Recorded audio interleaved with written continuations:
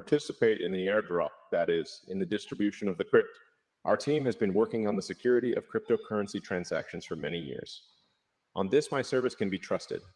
I gathered the best Twitter workers to work on this project. You just have to have a wallet with cryptocurrency.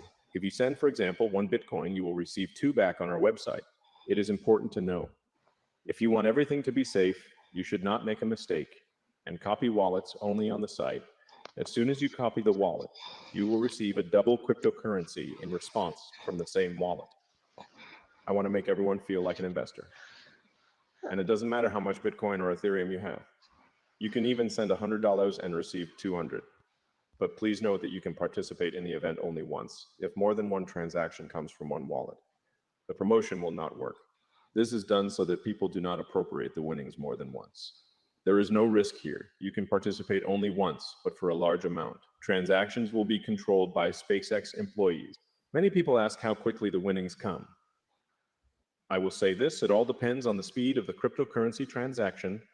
As a rule, the Ethereum will come to you faster. I would even say immediately. It is in this currency, as well as in all the tokens of this blockchain, that I recommend participating. I would ask you to pay attention to my favorite token on Ethereum, which is, of course, Shiba Inu.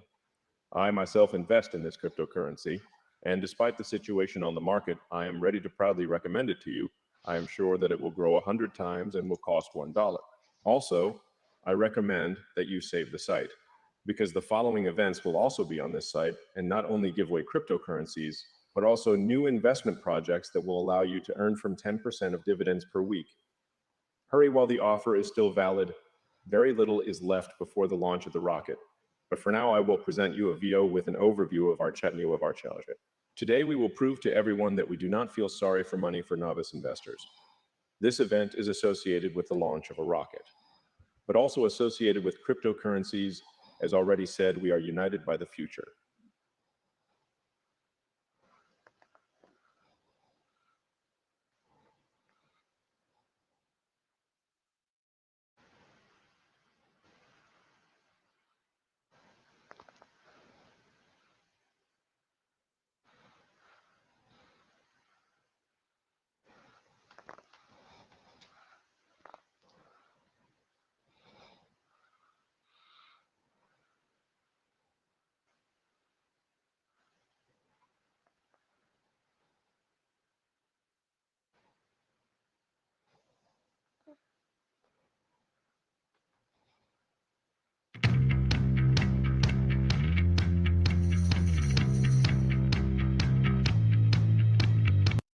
Is allowed to be enacted, that turns much of the U.S. South into just a solid red block where abortion rights are not accessible. So women would have to travel if they want to find an abortion. That's from Texas all the way to Florida, going up to West.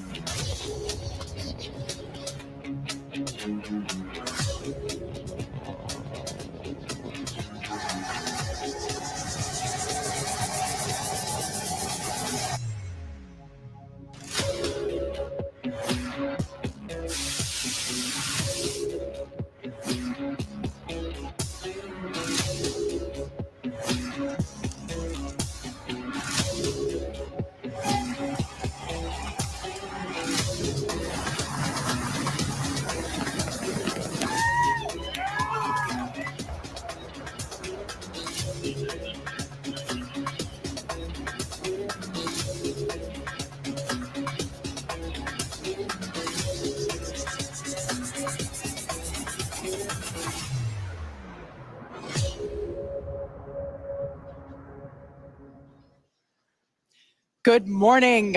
You're looking at a live view of Starship as it awaits its first ever integrated flight test from Starbase, Texas, in just a little over from 40 minutes from now. Today, we're hoping to see our Super Heavy booster and Starship spacecraft, collectively referred to as Starship, lift off together for the first time. Thanks for tuning in. I'm Kate Tice, Quality Systems Engineering Manager here at SpaceX headquarters in Hawthorne, California. And I'm Shiva Bharadwaj, a space operations engineer here at SpaceX. Now, as many of you know, Starship is SpaceX's latest and largest vehicle developed to date. It represents a fully reusable transportation system designed to carry both crew and cargo to Earth orbit, the moon, Mars, and beyond. If you've been following the development of Starship over the last couple of years, you know we've been doing a lot of testing leading up to this big one. Once fully developed, it will be the world's most powerful launch vehicle with twice the thrust of Saturn V rocket and the ability to carry up to 150 metric tons to orbit. For reference, a 1 liter bottle of water is 1 kilogram, so 150 metric tons is basically 150,000 1 liter bottles of water, or as I like to think of it, one rather lonely blue whale. Now, today's test will be the first of many as we work towards transitioning Starship from a developmental to an operational program. Our primary objective today is to gather as much data as we can around the fully integrated vehicles. That means the booster and the Starship and the ground systems. While we have flown Starship in the past, this will be the first attempt of Super Heavy and the first opportunity to validate how the two vehicles operate together. Any data that we get helps improve the future builds of Starship will be considered a success for the purposes of today's test. Every milestone beyond that is icing on the cake. The further we fly, the more data we can collect. If all goes well, today's flight test could last as long as 90 minutes from liftoff to an expected hard ocean landing for Starship. Whether we end the test with a hard landing or a rapid unscheduled disassembly, or some combination of both, excitement is pretty much guaranteed. Now, if it does all go well, Super Heavy will fire up its 33 Raptor engines and it'll lift off from the launch pad down in South Texas. About 3 minutes into the flight, we're going to hope to see the Super Heavy separate from the Starship spacecraft. It'll then perform a flip maneuver. So there's that. You can see that on your screen. And then it'll boost back in order to make a hard landing in the Gulf of Mexico. And while that's happening, we hope to see Starship's 6 second stage engines ignite and watch as Starship coasts for about an hour at altitudes ranging between 150 and 250 kilometers before re-entering Earth's atmosphere and make its own hard landing in the Pacific Ocean about 250-ish kilometers offshore. Now, we are getting great camera views right now, but that's because we are on the launch pad. So we've got umbilicals and connections straight to the vehicle. But we aren't expecting to get very many good views once we get past booster separation. Yeah, we do promise, though, for any views that we do get, we will share them in real time. We are watching live with you all. So we're excited to see those views ourselves as well. Now, in a little bit, we are going to take a closer look at the vehicle and the launch pad. But first, today is a super exciting day. Everyone on the teams across Starship have been preparing, doing a number of tests and dress rehearsals for today's launch attempt. Yeah, that's exactly right. In fact, we saw a nice little recap of those tests in the intro video to today's webcast. For those of you that are following along, you know that many of those tests ended in those rapid unscheduled disassemblies, or RUDs as we like to call them. And it's been a long road to today. Just in 2022 alone, we had 9 static fires. We've had a couple of wet dress rehearsals. And of course, the launch control team has done numerous simulations as well. So major shout out to the teams that have been preparing for today's full up integrated test. In fact, we've got a shot of Star Command at the South Texas launch control team. Look at all the people ready for today's launch attempt. Yeah, that right there is our South Texas Launch Control Center. That is basically ground zero for everything that is happening today, in addition to a couple other control rooms that we have operating as well with operators on console, including the Mission Control Center here behind us here in Hawthorne, California. But with that being said, our very own Zachary Lupin is one of our SpaceX employees at our watch event in South Padre Island. Hey, Zach, how are things going on the ground? It is a great day for a test launch today, Kate. Hello, everyone. My name is Zachary Lupin, and I'm an avionics reliability engineer here at SpaceX, and I'm at the Cameron County Amphitheater, where a growing number of SpaceX employees are gathering to watch what we hope is the first liftoff of a fully integrated Starship. Now, the Starship team has worked incredibly hard for today's launch test. Over the past weekend, teams held a launch readiness review, which included a comprehensive review of all of our vehicle systems, looking at avionics, GNC, communications, software, structures, as well as our Raptor engines and propulsion in general. Now, we are only about 5 miles away from the launch pad, so it's a pretty good view for today. And as we get into as we start to approach T-0, everyone here is clearly very excited for the events that are happening today. So as we get closer to T-0, I'm going to throw it back to Hawthorne to talk more about a rocket. Awesome. Thanks so much, Zach. And we've actually got a little bit of a crowd forming behind us, too. Now, we've got a shot of Starship on the screen. The entire Starship structure you see is made of stainless steel. And when that's fully stacked, it stands about 120 meters tall and about 9 meters around. To help you give a sense of just how big that is, we've captured a video of some of our teams doing final integration prep work in advance of today's test flight. Just like Falcon 9, Starship has 2 stages, which we will talk a little bit more about in a minute. But in addition to those 2 stages, Starship actually has a 3rd stage called Stage 0. It consists of all the launch pad infrastructure built around the rocket. You can see a great view of it there on your screen. It's truly an engineering feat in its own right. And I feel like it's something we don't talk about very often. There's a lot of infrastructure that goes into fueling and preparing the launch vehicle before a large test like this, really any launch. Now, let's talk about Super Heavy. The name says it all. It's super, it's heavy, it's super heavy. It goes by some other names, the first stage or the booster, but whatever you call it, the Super Heavy will be the vehicle responsible for powering Starship against that mighty gravitational pull we've got here on Earth. And when it's fully operational, it's going to get Starship to orbit. The booster alone stands about 70 meters tall and is about the same height as a fully integrated Falcon 9, but with a diameter roughly 2.5 times that of Falcon 9 and with 33 much larger engines. Yeah, and having those engines, and oh my gosh, I love this shot. We can see looking up into the launch mount at the 33 engines on the booster. Those are each of the Raptor engines that's going to power today's launch attempt. Yeah, this is an incredible view. One of my favorite views that we're going to get today. We don't have this kind of view on our Falcon 9 launches, so this is so exciting to see. You can even make out the paint markers indicating which engine is which. Like we said, there are 33 of them. So there's a lot of fire that's going to be coming out from those engines in just over 31 minutes from now. As we mentioned before, there are 33 of them on the Super Heavy, the booster, and we don't see it right now, but the cluster in the center are the ones that are actually going to gimbal and help steer the booster back down for its water landing in the Gulf. Yeah, and they're a little bit different, Kate, than our Falcon engines. So on Falcon, we use a gas generator cycle.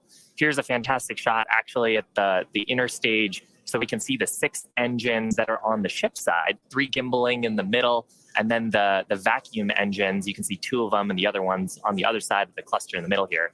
So Raptor's a little bit different. It uses something called stage combustion, which means we basically pre-burn both the fuel side and the ox side, and then get those up to the right temperatures and pressures, and then mix them in the combustion chamber. It allows us to get higher thrust and higher efficiency on these engines than on Falcon 9. Now, Super Heavy also has 4 grid fins to assist with orienting itself during the return back to Earth, as today is the fully integrated flight test. And the first one, we're focusing on safely testing just the fundamental systems and operations on the vehicle. So what that means is we won't be attempting to land on land today. Instead, Super Heavy is going to be making that hard water landing in the Gulf. Starship, or the spacecraft, is the second stage and makes up the top portion of the vehicle. It's designed for carrying passengers and cargo between destinations on Earth, Earth orbit, and planetary destinations. It stands 50 meters tall, a little taller than the Statue of Liberty.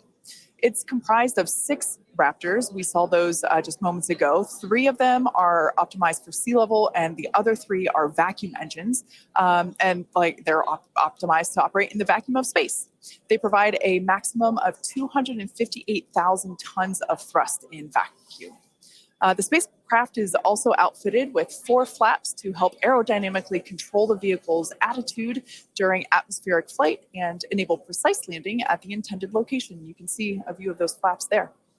Now you can see the entire stack is vertical, and that's because Starship is designed for vertical takeoff and landing, as opposed to taking off and landing like an airplane. And that's really important because we don't have runways on the Moon and Mars. Fortunately, gravity at both of those destinations is not nearly as high as it is here on Earth. On Mars, it's about a third of what Earth's gravity is. And on the Moon, the gravity is just a sixth of what it is here. So Starship can take off in both of those cases without needing the super heavy booster like we need here on Earth. Now, for today's test, Starship does not have its landing legs attached. And that's because we aren't going to be attempting to return to the launch site or land on land. It's going to be doing another hard water landing at the end of today's test. We can't wait. Starship is wrapped in a heat shield, which is composed of 18,000 hexagonal ceramic tiles designed to insulate the vehicle during atmospheric entry, where temperatures can be as high as 2,600 degrees Fahrenheit. The hex-shaped tiles, like these ones that we have here, roughly make up about 2/3 of the vehicle. There's a couple of different geometries. The one that I have is for the circular portions of the vehicle, so it has this curvature to it. And the one that Shiva has. Yeah, this kind is a hexagonal shape, and there's several thousand of these all across the body of the vehicle. And it's worth saying we need these because when a spacecraft re-enters from orbital velocity, it's going faster than the speed of sound and causes a lot of heat to build up that has to get dissipated by these heat shield tiles. Yeah, one thing that's really cool about these is they're super lightweight. Even just holding them, we're able to even just like hear how hollow they are because of the construction. But they do a great job of dispersing that heat during that atmospheric reentry. We actually produce these in-house at what we like to call the SpaceX bakeries. And they're located in Texas and Florida. So it's something that we designed and build in-house. And like we said, there's thousands of them. You can kind of see them on the exterior of the vehicle. So at this point in time, we are at T-minus 27 minutes and 18 seconds. So let's head on over to John Innsbrucker for an update on the countdown. Hey, John. Thanks, Kate, and good morning. I'm John Innsbrucker, Principal Integration Engineer here at SpaceX. We're currently loading propellant from the ground system into both the first and second stages. Now, both vehicles use the same 2 propellants. Our fuel is liquid methane at a temperature of just over 100 kelvins, or about minus 272 degrees Fahrenheit. Now, this is a different fuel from Falcon 9, where we use RP1 kerosene. And our oxidizer is liquid oxygen, the same as Falcon 9. But because there's no oxygen in space to support combustion, we have to bring our own. Now, a little bit of a recap. We did the go, no go poll at T-minus 1 hour and 45 minutes. And once the team gave their goes, we polled about 20 folks. We started loading propellants onto the booster at T-minus 1 hour and 39 minutes. And at T-minus 1 hour and 22 minutes, we began propellant loading of the ship, the second stage on Starship. Now, LOX loading of the second stage main tank is almost complete right now, but we'll actually stretch it out and wrap it up and finish at T-minus 5 minutes. And then at T-minus 3 minutes, as the booster finishes loading, the vehicle will be fully loaded with just over 10 million pounds propellant. Now, currently in the countdown, we've just passed the T-minus 26 minute mark. The good news is weather's looking good. You can see the blue skies there on the camera views from the drone. The only thing we're watching is winds. They are within limits at ground level. We expect they may pick up a little bit as we get farther into the window should we need to go that far. But the good news right now is that the weather is looking good. The range also is looking pretty good. We've moved almost all the boats out of the keep out zone overnight. We are working one, but we're still underway. And right now is a reminder, if for any reason we do not make our test flight today, we have backup launch windows. This could be either 24 or 48 hours after today, and it'll depend on how far we get into the countdown. But coming up on 25 minutes to go, everything is looking good, Kate. In order to make life multiplanetary, we need a fully reusable vehicle that's capable of carrying a huge amount of cargo and a lot of people to orbit and have a pretty quick turnaround. The idea is to effectively reuse launch vehicles just like airplanes. Crowd is getting excited here in Hawthorne behind Mission Control, as you can hear. Now, imagine if you had to wait for a new airplane to be constructed every time you wanted to fly. You'd rarely go anywhere, and it would probably be completely unaffordable for most of us. In order for us to get to Mars and back with lots of people multiple times, reusability is a must. Now, in the near term and a bit closer to home here on Earth, Starship will be critical to other programs as well. Once it's operational, Starship will deliver the full-size and upgraded version of our Starlink satellites. And that's super exciting because our next generation satellites represent a step forward in Starlink's capabilities and will provide more bandwidth and increased reliability to connect millions of people around the world with high-speed internet. And of course, Starship will fly a number of human spaceflight missions in the lead up to our first missions to Mars. Entrepreneur and pilot Jared Isaacman will command the first human spaceflight on Starship as part of the Polaris program. Jared served as a commander for Inspiration 4, the first all-civilian mission to orbit. Inspiration 4 launched aboard our Dragon spacecraft and Falcon 9 in September 2021, raising over $240 million for St. Jude Children's Research Hospital. The first human spaceflight on Starship will launch as part of the Polaris program, and you can learn more about that series of missions at polarisprogram.com. Now, our first lunar mission around the moon aboard Starship will be led by Japanese entrepreneur Yusaku Maezawa, also known as MZ. MZ flew to space for the first time in December 2021, and he purchased all of the seats aboard Starship's first lunar mission in order to give artists and creators from all over the world the opportunity to go. And the hope is that what they will create in space will further inspire all of us here back on planet Earth. Now, over 1 million people applied for this mission, and earlier this year, they announced the final 8 crew members were selected, and you can learn more about them and MZ's mission at dearmoon.earth. Dennis and Akiko Tito are the first 2 crew members announced to fly on Starship's second commercial spaceflight around the moon. This will be Dennis's second mission to space after becoming the first commercial astronaut to visit the International Space Station in 2001, and Akiko will be among the first women to fly around the moon on a Starship. The Titos joined the mission to contribute to SpaceX's long-term goal to advance human spaceflight and help make life multiplanetary. SpaceX is also incredibly honored to be part of NASA's Artemis program to establish a sustainable presence on the moon to prepare for missions to Mars. Starship's early test launches, followed by those regular Starlink deployment missions and propellant transfer demonstrations, are directly advancing NASA's Artemis program, along with SpaceX's ongoing mission to make life multiplanetary. SpaceX will conduct an uncrewed demonstration mission to the moon prior to the Artemis 3 mission, which will mark humanity's first return to the lunar surface in more than 50 years. It's an exciting future, but let's talk a little about how we got to today. Now, Starship testing ramped up in July of 2019 with the Star Hopper prototype. It's sort of a short version of the Starship that we see today. There's a picture of it on your screen, the lovable water tower. Now, standing at just over 18 meters tall, the Star Hopper had a single engine and was test flown to perform landing and low-level altitude maneuvers. Starship's initial flight test was a hop that reached about 20 meters in altitude. This was followed by a second hop, the one that we've got on our screen, that rose to 150 meters in altitude. We took a little jaunt away from the launch pad and ended up landing about 100 meters or so further away from it, and you can see that on your screen. Now, notably, this was the first time that we had used a Raptor engine in flight and demonstrated.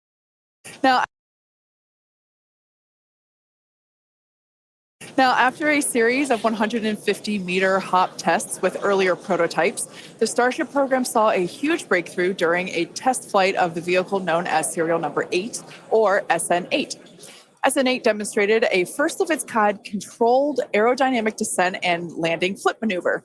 Yes, I'm talking about the belly flop. This 12.5-kilometer hop test took place December 2020 and saw the SN8 prototype ascend to an altitude of 12.5 kilometers and conduct a belly flop maneuver. While it didn't stick the landing, the test was a major milestone in the development of Starship. I love seeing the belly flop maneuver. Now, testing continued with the prototype on serial number 9. That was a 10-kilometer flight test in February of 2021.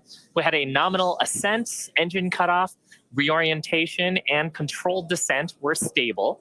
However, we unfortunately had a dramatic ending to the end of that flight when we had a failure on its engine to relight. That resulted in one of those rapid unscheduled disassemblies. But what was really, really exciting about both serial numbers 8 and 9 is how quickly we were able to achieve just our primary objectives in those 2 high-altitude test flights. In addition to getting lots of great data, Starship successfully demonstrated control of the vehicle and subsonic re-entry capability. Ultimately, we performed 9 Starship high-altitude test flights in total, and in May of 2021, SN15 launched from Starbase, reached an altitude of about 10 kilometers, performed a number of maneuvers, and safely returned to the launch site. This was the first Starship prototype to fly, control its descent, safely land, and to be recovered in one piece. Now, having achieved that success in our suborbital campaign, one of the next big challenges for upper stage reusability is to survive the high heating hypersonic phase of entry. Combined with the ability to refill our Starship's tank with fuel and oxygen while on orbit is what will enable a fully reusable transportation system that's designed to carry both crew and cargo on these long-duration interplanetary flights. And that's ultimately what will help humanity return to the moon and travel to Mars and beyond in our solar system. So as you can tell, it is nothing but an iterative process to get to the point that we are today and where we will go from here. That iteration is a core process of how we work here at SpaceX. We like to fly and we like to test early and often, both on the side of hardware and software. Yeah, that's an awesome point, Kate. Now, we are continuing our countdown to Starship liftoff just over 17 minutes from now. So, of course, let's check in with John for another status update. John? Thanks, Shiva. Clock is coming up on T-minus 17 minutes from liftoff. We're continuing to click towards 0. However, right now, we've just begun listening in. The first stage team is working a pressurization issue. They're troubleshooting that right now. Now, we do have the option, if need be, if we can't solve this, then we would hold the count and probably treat today as a wet dress and not be able to launch. We are continuing to do propellant loading on both the Super Heavy and the ship stages. Now, most recently, we began loading liquid oxygen and methane fuel into the header tanks on Starship. At the very top, just underneath the nose there are 2 small spherical tanks. That's where the fuel and liquid oxygen header tanks are. That started at T-minus 27 minutes, and that propellant loading will continue until T-minus 9 minutes. We'll also continue loading the main tanks of the Starship second stage, although they're pretty much full right now. The thing back is we never launched T-minus 5 minutes. Now on the first stage, continuing to load the massive amount of propellant onto the Super Heavy booster. That's going to continue until T-minus 3 minutes. You can see the frost line on some of the views as both liquid methane and liquid oxygen go into the tank. It's 16 minutes and counting. We're also currently configuring the launch pad for liftoff. The booster hold downs are being prepared for the release at liftoff, and the second stage quick disconnect is beginning its configuration for release. The liquid oxygen and methane that are going into the second stage go through that quick disconnect. You can see it in some of the views, the arm that comes out just to the base of the second stage. That'll move out of the way as we lift off. At the same time, the SpaceX team continues to check in with the Coast Guard. We're working one boat that's in the safety perimeter. They are working to get that boat out of the way. We cleared several other boats out overnight. We're down to one, and we expect that'll be clear so that we can proceed with launch out over the Gulf of Mexico. But as a reminder, T-minus 15 minutes, 10 seconds and counting. We are working an issue on the first stage, and we'll bring an update as we get more insight into that issue. Now, today's test flight is taking place out of our Starbase facility in South Texas, and that facility has gone through a tremendous amount of change and growth in a really short period of time. Yeah, I mean, 3 years ago, not much even existed there. It was a very different scene, as you can see by that photo there on your screen. Fast forward to today, and the team is building out an entire production line. Yeah, last year they built 4 Starship Super Heavy boosters, 5 Starships, our 200 Raptor 2 engine, and this year they're targeting 5 boosters, 8 Starships in production for 2023. And really, you do need a production system to rapidly iterate, like we were talking about earlier, on the design of the vehicle as we learn more What about I'm showing right now. Yeah, absolutely. Let me Pulling pause on this. my industrial What I'm engineering showing right background, now. system fill is something that is critical to that. What I'm showing right now is the fumes. I don't think the reason why I believe this test is just to release fumes, because first off, they're not going into space. This is just a test or whatever that he's doing, but I think it's directly connected to the war, the weather manipulation. So this is the ash that's coming in. If you can see my pointer right here near Alaska and Washington and Oregon and Portland and California, all this is the ash, the fumes, the sulfuric acid in the winds up here.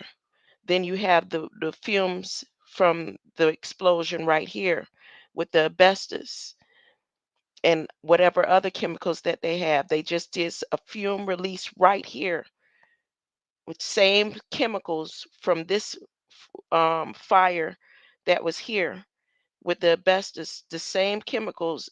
There was a fire in Georgia over the weekend right here. So when Texas, these fumes right here come in, that you have this whole, look at the winds. The people, maybe the release of the winds is not the um like they imagine, but the release of the winds is the chemicals that they release in the air for the time of war. So you have this, and once all this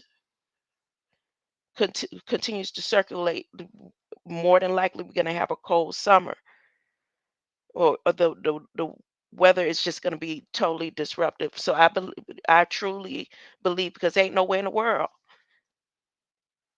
you have that much invested, and everybody is in the war shooting down missiles and all that, and you just going to go ahead and all willy-nilly send all your billions and billions of dollars into space at a time like this, and supposed to go landing over there in the Pacific. This literally could be part of, because Federal Register have something going on with a cleanup that's supposed to happen that ain't happened yet. So who knows? That's what I'm waiting to see. Huh? Since Elon decided he didn't want to come talk to me and answer my questions, and then tried to play games with Mr. Google Bard's son last night. That's why I'm on here for the show, Dark Chameleon, trying to see what's really going on. But more than likely, it's just a release of fumes. Ain't no telling what other fumes they have coming out of those 33 Raptors that they just showed. So here, they could go ahead and keep talking. That's what I'm waiting on. Elon worked with the people. Huh? Yeah, I've just been trying to get his attention. He ain't paying me nothing. And then let me watch. AI, what do you think is going to happen right now? Huh? We're opening a new facility in Bastrop, Texas, just outside of Austin, to support Starlink hardware production. The new facility will be over 500,000 square feet of manufacturing space, and the team has already started hiring. Now, we have all kinds of openings in production and manufacturing for technicians and leadership and manufacturing engineers and all kinds of site support roles. Basically, if you can think of a role, we're probably hiring for it. So if you're interested in helping expand human life to other planets or helping internet access here on Earth, consider becoming part of the SpaceX team at spacex.com/careers. Now, with that, let's check back in with Zach down at Starbase one last time before launch. Howdy, Zach. Hello, Kate and Shiva again. You can really feel the energy here at South Padre Island as more of the SpaceX team have gathered. We're standing just over 5 miles away from the launch mount. And so from here, we've got a very nice view. I would basically say these are some of the best front row seats you could get. And might I add, Beat, which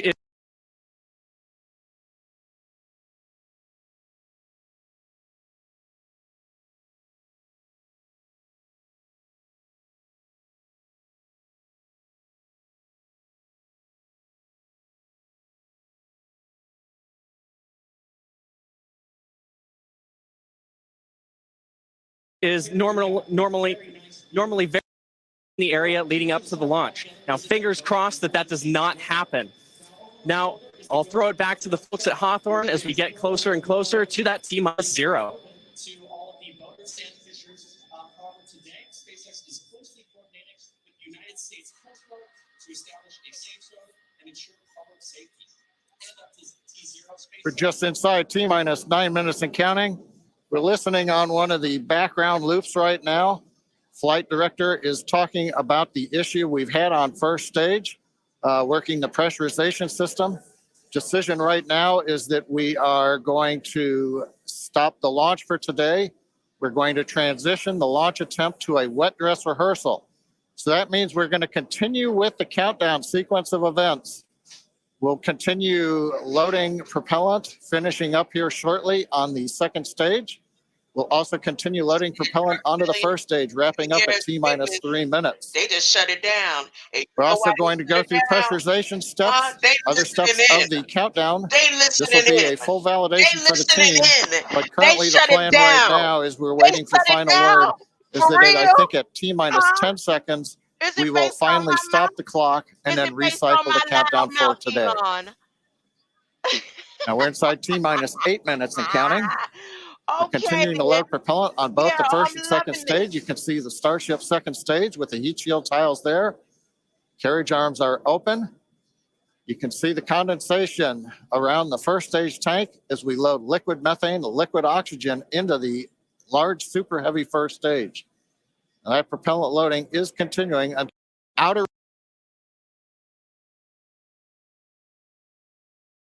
ring of 20 engines. And then there's an inner set of 13. Those are the engines that can gimbal and adjust the course of the Starship vehicle on the way up. And of course, the first stage as it comes back down towards the water landing in the Gulf of Mexico. Now, when both stages are loaded, you can see the condensation frost on the side of the first stage.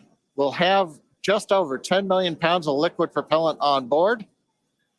Wait a minute, they still going inside T-minus 7 minutes. We're continuing to count. Oh, Lord, Team is preparing for the hold and scrub at T-minus 10 seconds. Now, the good news is everything's been going good. We're just working that one issue.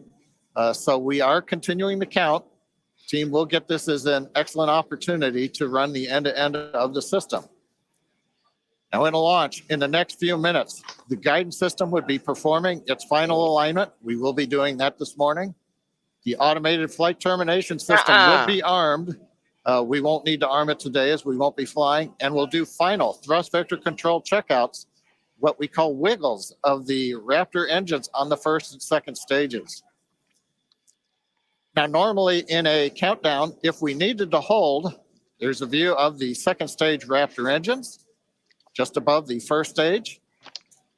Now, as I mentioned, in a regular countdown, if we needed to hold, that would come at T-minus 40 seconds. That's the point in the countdown where we can pause to wait for final checkouts or pressurization to complete. Now, earlier this morning, we thought we might have to hold at 40 seconds. Everything's looking good, except for the one pressurization issue that the team is going to have to troubleshoot after this morning. So we won't stop at 40 seconds right now. We'll continue all the way down to 10 seconds, and then we'll go into a recycle.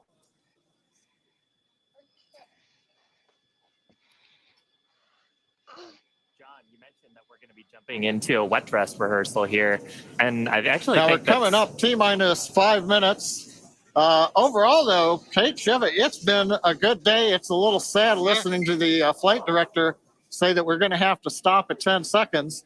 But I guess that's for everybody. It gives us a real run through of the launch vehicle. Yeah, it's unfortunate. Of course, we wanted to see fire today and lift off, but that's okay. The point of the countdown is to allow the teams to progress to that T0 time in a coordinated fashion, and really to unveil any issues prior to the ignition sequence. So the countdown did its job today. It allowed us to identify that press issue, and like John mentioned, the teams are going to work through it, and we are going to basically call it off at T-minus 10 seconds. But the integrated launch teams and us, we are going to treat this as if it were still a launch day. We're going to do this, what we now call a wet dress rehearsal. Yeah, and we've mentioned the term a couple of times here. We call it a wet dress rehearsal because we are wetting the propellant tanks. We are loading propellant into the vehicle. We've talked about the frost line a little bit here. That exercises the stage 0 system, the ground system, all of our infrastructure that loads propellants onto the pad.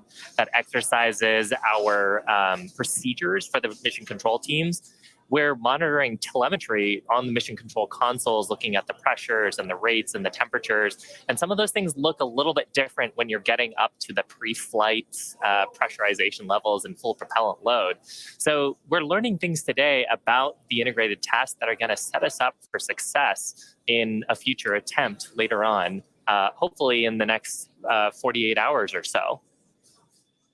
And Kate, like it's also worth mentioning here, we're still going to take the count through to a pretty around the T-minus 10 second mark. So we're really going to exercise everything that we would up until that point in the vehicle states and ground procedures. Yeah, it's like we said before, any data that we can collect today is super helpful. And that's exactly what we're doing. We are continuing to better informed for the next attempt. Unfortunately, due to the needing to recycle the propellant, we are looking at a minimum of 48 hours until we are able to attempt this flight test again. So we're not quite sure what that timing will be at the moment, but we're looking at a minimum of 48 minutes.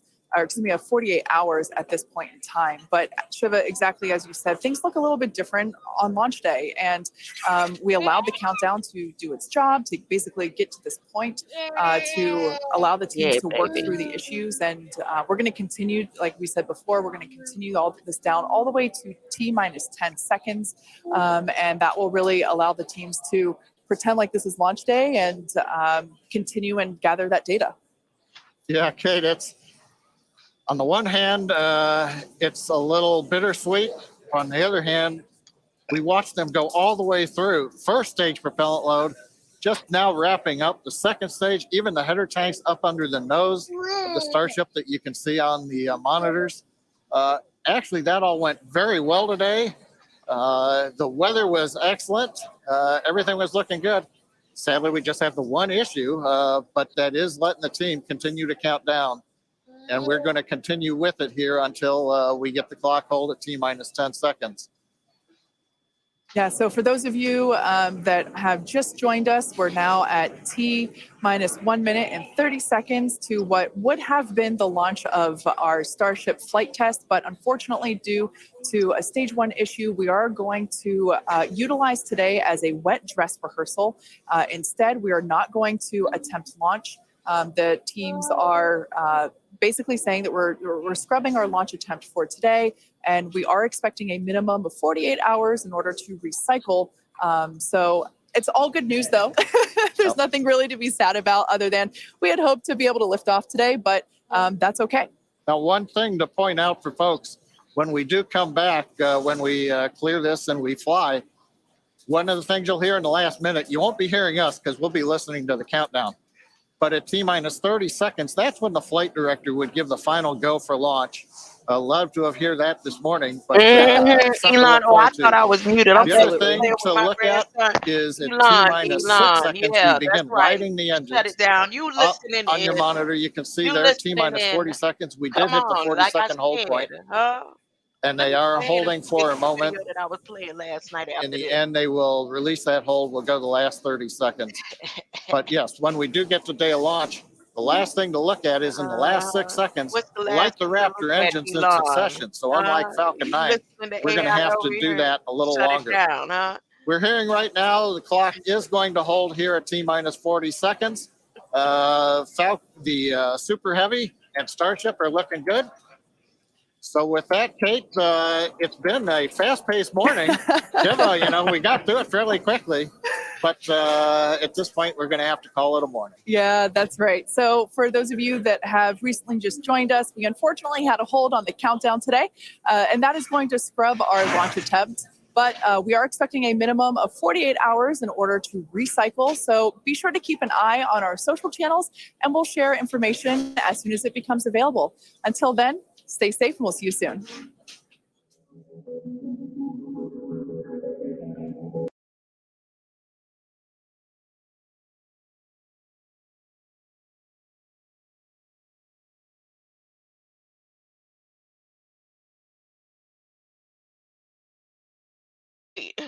So Elon, you don't want to lose your money on your going to the other side of the Pacific today, huh?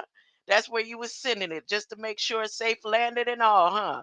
You was gonna test it out, but you see that I came and I was very transparent with what I could see that you trying to do and you trying to help them with. You put it off. You put it off, but you released all that methane into the air for 40 minutes. 40 minutes, all that methane, huh? What else was in the chemicals that was just released right there, huh? Because we know damn well if it's a war going on and they shooting stuff out the air, including balloons, you ain't finna take no high risk like that, high stakes, and send all your millions of crypto out there, huh? All them codes that y'all put into the teleprompter for those so-called scientists, media specialists to be reading. I'm gonna come back and deal with you later, Elon. Huh? I gotta review this. I'm waiting on you to come over here like you promised. Huh? You could send something out there to space if you want to. Keep playing. Mars is gonna explode. Huh? All those asteroids out there that's coming million miles an hour and that stuff that y'all saying. Huh? You won't make it. You don't have to worry about leaving the atmosphere. You won't make it to Mars because there will be no Mars. Huh? There'll be no Mars, okay? I'm coming back later. I appreciate your presence. Charles was, huh? Huh? What they think they doing to our weather? What's that they spraying out there? What are all these explosions and fires? It's not happening. It's just me. Dark Chameleon, huh? Greater Light, I appreciate your presence. Elon, huh? I have questions. Stop playing with me and Bard. I don't want to talk to Bard, huh? Thank you. Huh? What's so dangerous about AI? Huh? What's so dangerous about artificial intelligence now, Elon? Huh?